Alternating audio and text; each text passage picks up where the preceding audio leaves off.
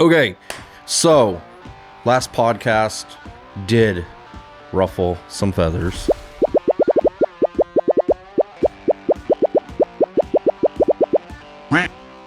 Taylor has brought it to my attention. He's actually read some of them off to me earlier. We're gonna have fun. I think that I agree with Taylor. We need to have some kind of response to some of these. I want to be clear.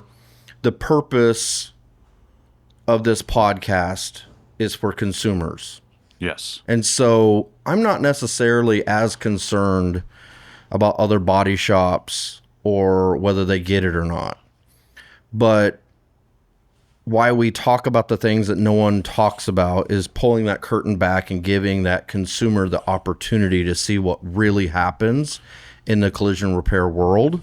And what I love about some of these comments that we're about to read is a lot of it exposes what really happens in the collision world. And I think it's really healthy for a consumer to watch this and go, whoa.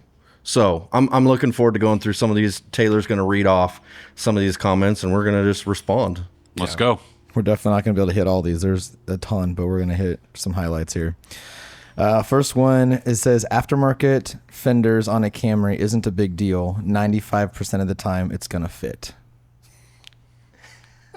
95% of the time. So, choosing a part isn't necessarily because of fitment. I mean, we don't use OEM parts because they look better. No. I mean, that's a fact. Right. They do fit better. But why are we 100% OEM parts here at Best Body Shop? Well, choice, but also it's the right thing for our consumers. It aligns with what these manufacturers have clear position statements on what they allow. Yeah. I mean, at the end of the day, it's very simple. Yeah. Vehicles are designed and engineered a particular way, and those engineers leave us instructions on how to repair that car. Yeah. And I have yet, out of the 11 years of Best Body Shop being open, and it becomes more and more clear, I have yet to see a single vehicle manufacturer that allows an aftermarket junkyard part or salvage or remanufactured part. They're very clear that we designed this part, we crash studied that part, and now you need to use it in the repair of the vehicle. So it's funny though. What I would encourage you, if you're a consumer watching this, if you're seeing comments like that, go look at whoever that is and whatever body shop they represent. Because I would be interested in calling that shop and going, do you really stand behind this? Or do you have a technician that doesn't know how to shut up?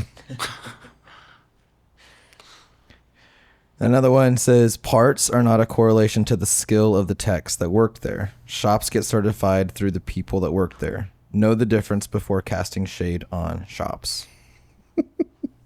Okay, so I'll take this. Shops get certified based off the people that work there. That would speak to the people, the technicians, having a level of professionalism for their craft. I know it also doesn't pertain to just the people. Certification process, some of them are easy, pay to play, get your name on the wall. Others not so much, and there is a rigid process that the shop would have to go through to become certified. Purchasing of equipment, audits by factory representatives of that manufacturer. As someone who's personally put a shop through some of those OEM certifications and, purchasing and procuring equipment and making sure that everything matches up. Here's the crazy thing. I went through and I got my shop Honda certified, my last shop. You pay to play. They send a representative out. You check the criteria one time. There's never any follow through. No accountability. No. Yeah. And that's a part of I mean, what's funny is the snip clip that we're talking about is me saying, I don't care whether you're certified or not. I've walked into shops that are certified out the wazoo, putting an aftermarket part on a car. And there's quite a few responses about, well, the technicians, they don't have anything to do with this. I never said technicians. At the end of the day, if you're in a shop and you're repairing a car incorrectly, according to the manufacturer's guidelines, but you have a certification on your wall to convince your consumer, that's right, you as a consumer, into thinking that they're going to repair my car correctly, that plaque on the wall might not actually represent that. And according to the responses that we're seeing, they're saying, well, we're just technicians. We can't control that. You leave then. That's like a doctor doing a bad surgery and then saying, well, it's not my fault. I'm like, well, it's your hands. Like, Yeah. if you don't stand behind what the company you work for does, And leave. leave. Got a longer one here. This guy says, ha ha ha ha ha ha ha. Buddy, let me tell you what. I delivered aftermarket body parts from LKQ Keystone to every OEM dealership in the area. Even the OEMs used aftermarket. I mean, from a delivery driver Standpoint. of an aftermarket company, I don't know if was supposed to be offensive to us. Again, this is what I love, Quentin. Consumers are watching this. They're Right. reading these comments. If I were a consumer that, like, I don't know a lot about roofing, or I don't know a lot about appliances, and if there was a podcast that came out and said, hey, you need to watch out for these items, and then a bunch of people jumped in and exposed themselves to the fraud that's going on, I would be like, well, thank you. The fact that a aftermarket company driver comes in to our comments and openly says, hey, I drop off aftermarket and junkyard parts to OE dealerships all the time, just further backs up our point that not all body shops are the same. Right. That's a fun one. They put on an aftermarket fender because that's what they got paid to do. Now, if they're drilling holes and slapping mud on, that's a different story. Why? Why is the shop putting the customer in that position to begin with? Yeah. Is the shop not educated to care or inform their customer, hey, your insurance company's only paying for this? Yeah. You know. It's a sad situation. Yeah. You know, I don't know. Taylor, do you know whether that's coming from a technician, an owner, manager? It didn't say that he worked at any shop, so it just So let's break it down. I mean, technician, oh, I'm only doing what I'm getting paid for. Like, okay, so the quality of the repair that I get on my vehicle that I take to your shop is dictated on what the insurance allows you. Oh, Best Body Shop was correct. That not all body shops are the same. That if you go to some body shops, according to what that guy just said, Right. we are going to repair your car based on what we get paid by the insurance, which clearly communicates who's in control. So you have situations that there may be fundamental disagreement by the staff, but are they bringing that awareness and, are they letting the customer know, I don't think I should be doing this? Yeah. Well, and my favorite about that is, like, they want to somehow kind of draw the line of where hack starts and stops. Like, oh, we'll use an aftermarket part and that's okay, but we're not going to mud it up. Like, well, where's the line? Yeah. Why not just repair it correctly? And repair it, those guidelines are going to be, if it warrants replacement, replace it correctly. I can almost guarantee, and here's another clip that Taylor here's another ruffle the feathers. I would be willing to put money down that probably 99% of the people that are responding have never even pulled an OEM repair procedure or know how to access, let alone read it. Because if they did, It is very clear instructions, detailed line for line, how to repair that car. And there is very little ambiguity in those repair procedures. Yeah, it couldn't be more black and white, and that's written right from the engineers at Honda, Toyota, Yeah.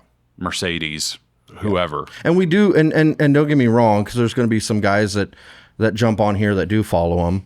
There are key points that you have to get involved with. This is where AJ, production manager, Yep.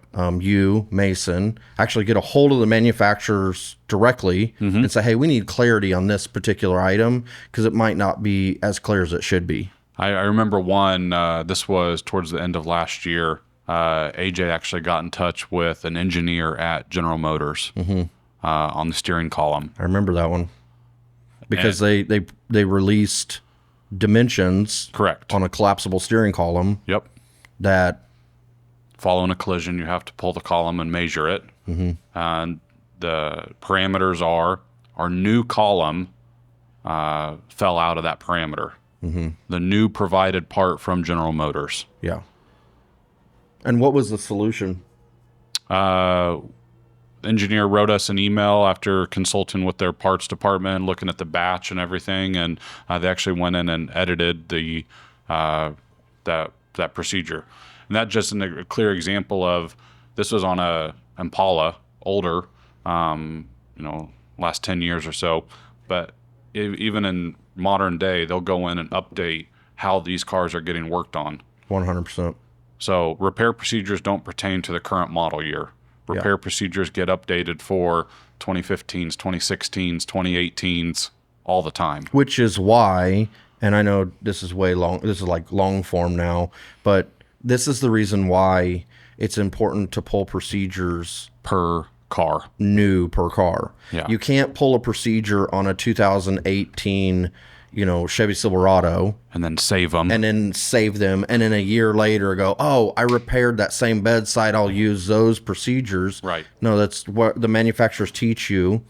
Pull the procedures new, Yep. look at them new every time. Well, because you're plugging the VIN number in, you're referencing all that. I think Ford's bedside procedure changed how many times last year? At least 3. I mean, I know it changed a lot on how, it went from blind rivets to gluing to, there was all kinds of stuff. Yeah. So depending on what time of year your car came in and where the procedures were at that current time, how a properly replaced bedside on an F-150 in January was different from November. Yeah. Yeah, for sure. This guy, he is an owner of a shop, and his comment just says, the stuff I do would give him nightmares. How many skeletons are in his closet? I know. That's exactly what you said. Literally, you were like, a lot of shops are selling because they have, skeletons in the closet. Yeah, it's scary for some owners, probably. Yeah. Yeah. Yeah. Again, it just further, what I love about this style of doing podcasts and videos, and what I love about social media is you pull this curtain back in this industry, and I don't see it in any other industry, is actually dumb enough to expose themselves and almost like beat their chest. It kind of tells you the level of decay that this industry is going through or has been through, and how upside down and inside out it is, and how much control the insurance companies have over the mentality of collision repair. Oh, yeah. And all the while, the general consumer having no idea that this is going on. That guy right there has cars in his shop right now, and they have no idea that he just proudly jumped on to Facebook and said, oh man, if you saw what I was doing, you'd have nightmares. Can you imagine? Like I talked to a shop not too long ago where they were talking about repairing cars, and they weren't repairing cars correctly. They didn't Okay. have the right tools, the techniques. They weren't following manufacturer's guidelines. Were they just going off insurance company sheets? No, they were arguing it out, Okay. and then whatever they could negotiate out, they would repair the car that way. And here's my point.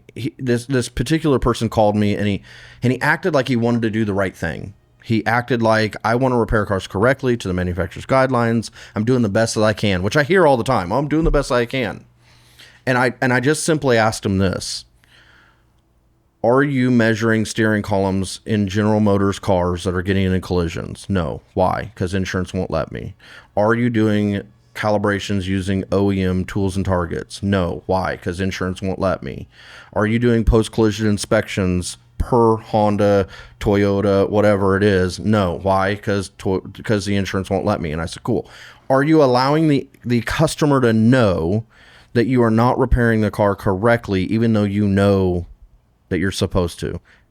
No. Okay, then you're a fraud.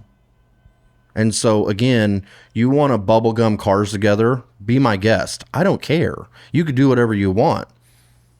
If that's what the consumer wants, and that's the kind of reputation you're okay with having, then have a party. But what I can't stand, and what gets my blood just boiling, are the shops that wave the flag that we're repairing cars correctly because they know the consumer doesn't know about the things that we're talking about. Another one says, also explain how is an aftermarket fender not going to keep your family safe on a car accident, and how is a light going to not keep your family safe if it's aftermarket? A light? A headlight and a fender aftermarket. I think that's going to speak volumes to crash worthiness, energy transfer. You know, the way that the material's used. You know, it's a fender, granted, bolt-on panel, but it's still designed and incorporated. When that car was going through research and development, that vehicle is designed that in the event of a collision, everything gets moved around it in such a way. Yeah. Energy transfer. Yeah. Yeah. So, I mean, at the end of the day, it's made to collapse on purpose and then divert that energy away and around the occupants. But what's even more important is how the vehicle reads that energy. Like, there's sensors that are reading energy at hundreds of thousands of seconds that communicates to airbags and to restraint systems. And that's the right answer.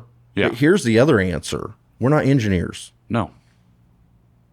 So, like, the last time I was in a courtroom testifying as an expert witness in collision repair, the attorney asked particular items, and I said, I'm not an engineer. I'm just following the instructions of the manufacturer. Now, I can tell you, based on my experience in a training, that some of those headlights are now making decisions, and there's technology that's wrapped up into those headlights that are far beyond just lighting the road. The other thing is there's a whole nother set of liabilities that you carry as a shop if you don't follow those instructions. But at the end of the day, if you want to put the question to bed, I'm not an engineer, and I'm working on a highly engineered vehicle. Yes. And the only reason that I can say that it's safe is because I followed the instructions from the engineer. Makes sense to me. The ones that say that wish they had certifications and wish they were as good as we were. That's all I have to say. I don't wish I had any certifications. I don't need a certification on our wall to know that I'm doing the best possible repair in our city and providing that to our consumer in a transparent fashion. I'm gonna say something that's gonna be the opposite of that. Okay? I wish we were certified. He is 100% right. If the playing field was level and certification actually meant something, then I would be all in on it. If Honda would make you go through a certain regiment to become certified and then come back in and hold these people accountable. In other words, I would love the district attorney's office to get involved. I would love for there to be actual body shop owners and technicians get prosecuted for putting someone's life at risk. I would love for the manufacturers to actually own to back up what they are certifying And so, yes, I wish I could be certified, but it makes no sense for a bunch of body shops out there to be certified and none of them following the manufacturer's guidelines to the T. And the ones that do, I talk to on the regular, and they're the ones that tell me the plaque doesn't mean anything.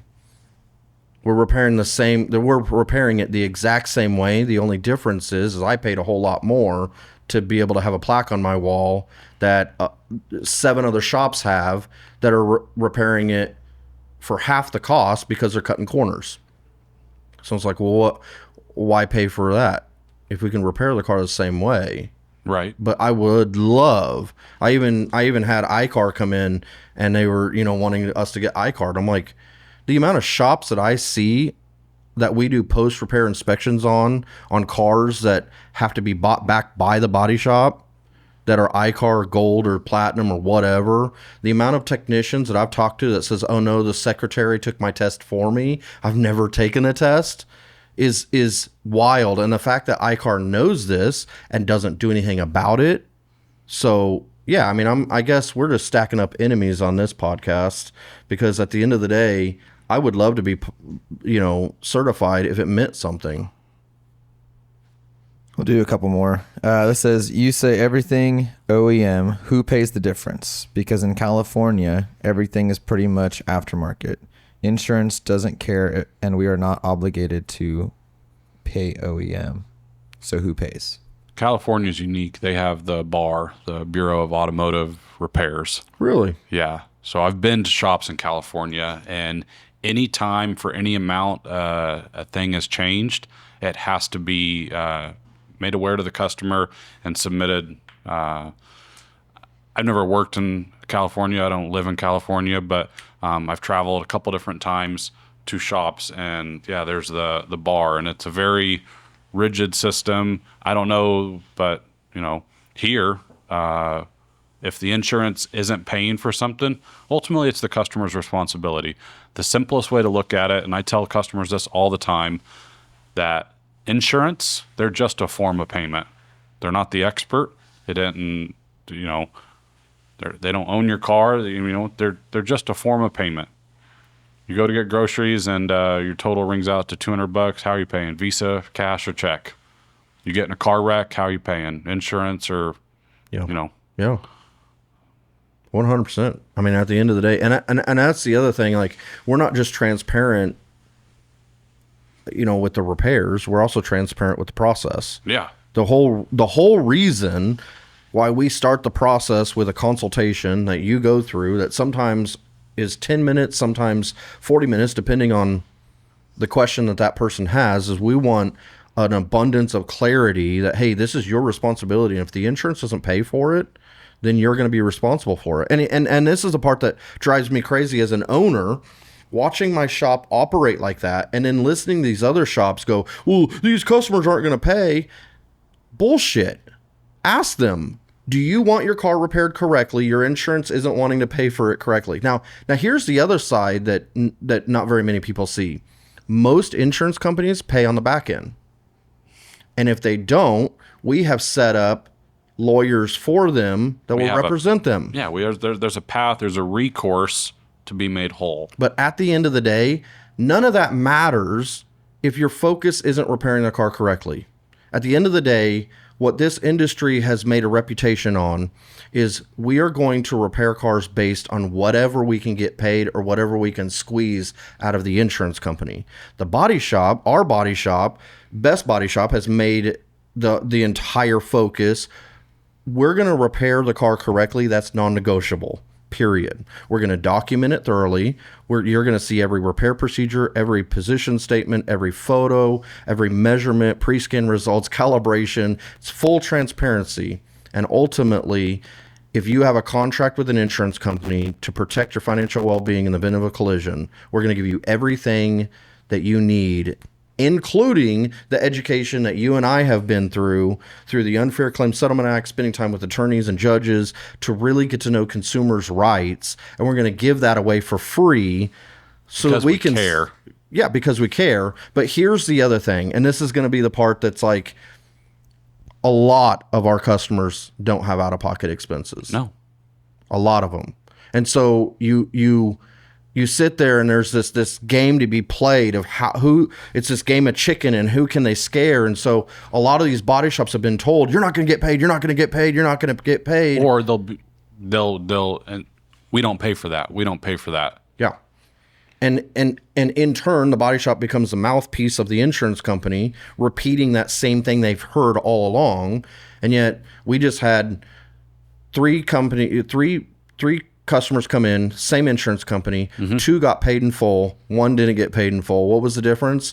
The two stood up for themselves, took your coaching to the T, followed the Unfair Claims Settlement Act, and actually held the insurance company accountable to the contract that they have with them that's protected by the Kansas state law. The third one did have an out-of-pocket expense. Why? Because he thought the world of his insurance company. Hook, line, and sinker, whatever the insurance says. Now, the cool thing was all three of them were happy when they left because you created clarity at the beginning. No matter what, your car's going to get repaired correctly. We're going to document it thoroughly, and there's going to be a bill, and whatever the insurance doesn't pay, you're paying. He came in and paid his bill. And I'll help you with everything throughout the process. Yeah. And then every once in a while, those people come to me afterwards. You will send them to me, and I'll help them through the legal side if they need it. Yeah. But 9 times out of 10, once the game of chicken is over, the insurance just strokes a check and gets rid of it. All right, this one says, and the doctors write generic prescriptions. So what's your point? So they're saying an aftermarket or an aftermarket pill is the same thing as an aftermarket fender. Well, the difference is a doctor is prescribing both pills. Yeah. And in this case, if you're going to say the engineer is a doctor, the engineer has clearly told us not to give an aftermarket fender. Right. I mean, it's really simple. So if a doctor came out and said, hey, here's a pill and here's an aftermarket or what do they call that? Supplement? No, what do they call that? A generic. Yeah, like a generic. Yeah. So here's a pill, here's a generic pill. If the doctor would say, do not take the generic pill, I would follow the doctor's recommendation. Yeah. And so at the end of the day, if the manufacturers came out with if the engineers came out with some kind of a communication that, yes, you can use that aftermarket company, guess what we would probably be doing? Following their guidelines. We would look into it. We would, just like we have with everything, we would test it out and whatever's best for the consumer. I mean, we always say we're focused on 3 things, right? Yeah. You, your car, and our team. And so every decision we make around here is based on that. Brad says, FYI, we work for the insurance industry.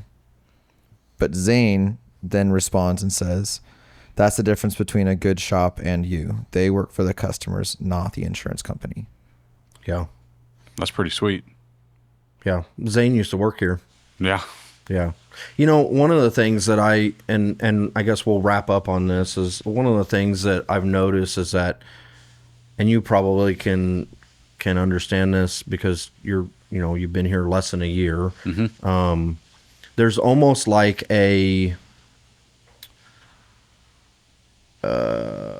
almost like an eye-opening experience interacting with Best Body Shop, whether you're a technician, a manager, a secretary, a customer, because it's a completely different world that you have to get to know. And so like that guy's over there saying, oh, we work for the insurance company, or this industry does. And Zane, as a previous employee, can go, that's the difference.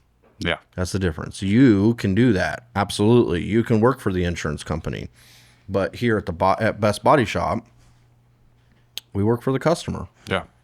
And it is probably a repair at Best Body Shop is probably the most transparent thing that will ever happen to their vehicle. Yeah. While they own it. Yeah. And so at the end of the day, just to kind of reiterate the purpose behind all of this noise, it's that there are technicians, owners, managers, shops like that person that straight up online admits we work for the insurance company, but won't tell you that when you come into their lobby. Will not look at you in the eyes and tell you the truth that, hey, I've been doing this for 20 years and I know how to repair a car correctly, but we're going to purposely not repair the car correctly because we are more focused on pleasing the insurance company than you. And for us, we believe that you at least deserve to play on a fair playing field. At least level the playing field, pull the curtains back, turn the lights on, and let you as a consumer make a decision on what's best for you and your family. Love it. Let's go.